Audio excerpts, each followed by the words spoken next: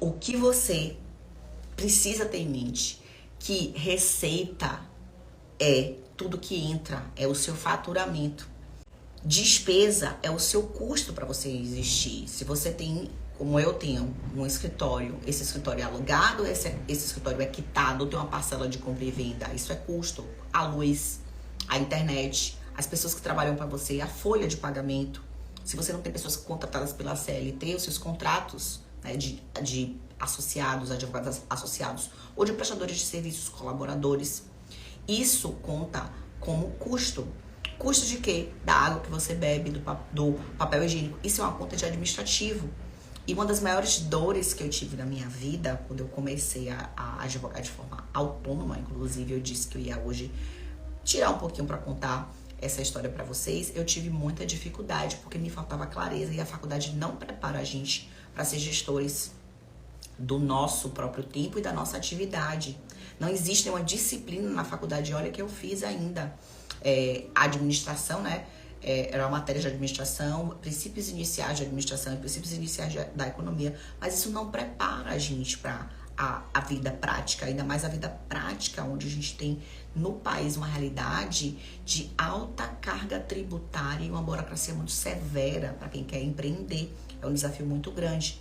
Então, quanto mais clareza que você traz para suas contas, mais você vai conseguir saber qual é o preço para você cobrar. Por quê? Porque você precisa ter certeza que você não vai pagar para trabalhar. Você não vai ter aquela sensação de que, embora você trabalhe tanto, você não consegue fazer a aquisição de seminários. E o dinheiro que você paga em congressos, cursos, treinamentos, seminários, são investimento na sua carreira. Não é custo fixo como esses que eu elenquei, mas é custo de investimento.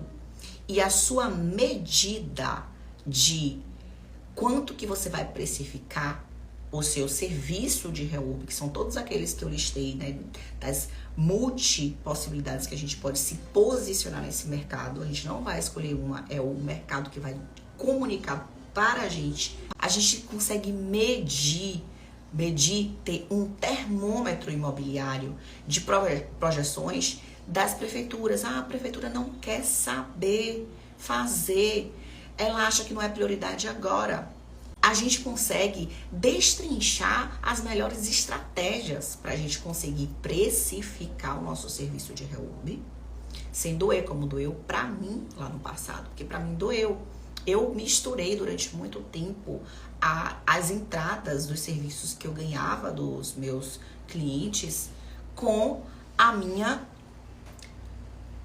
vida, como se fossem meus dividendos, meu prolabore. E isso não é...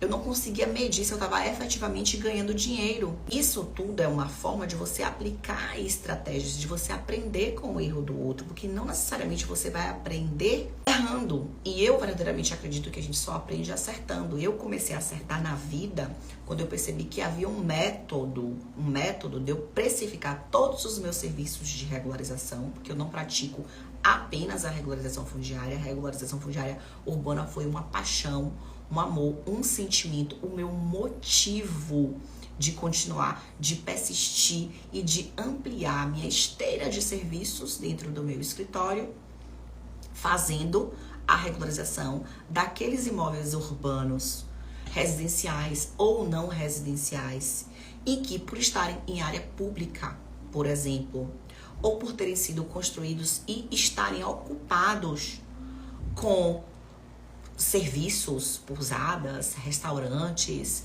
empresas, salas alugadas, as pessoas não conseguiam mais obter o certificado de habitabilidade, porque ela não teve nem o alvará de construção e ela não tinha nem a matrícula imobiliária. Não dava para eu pensar em incorporação, porque era um prédio, não dava para eu pensar no loteamento, porque ele já estava totalmente ocupado, não tem como pensar em aprovar um parcelamento urbano do solo de algo que já está ocupado, construído. Não tinha a menor condição de se pensar. Não tinha como mais a gente entrar com pedido de alvará de construção, porque esse alvará de construção, vou apresentar o quê? A prefeitura, os órgãos vão lá, da SEDUR, né, para fiscalizar. Opa, tá construído aqui, fere completamente os parâmetros urbanísticos, os parâmetros edilícios. Subiu o gabarito além do que era permitido. E só podia 3 andares, tem 6. Como é que a gente vai fazer isso? E aí eu percebi pela necessidade do meu mercado aqui, que aqueles imóveis de alto padrão, que empregavam dezenas de pessoas, sustentavam famílias, que são os restaurantes, as pousadas, eles não podiam ter a ativação do capital. Só valia ali a localização daquele terreno e as construções.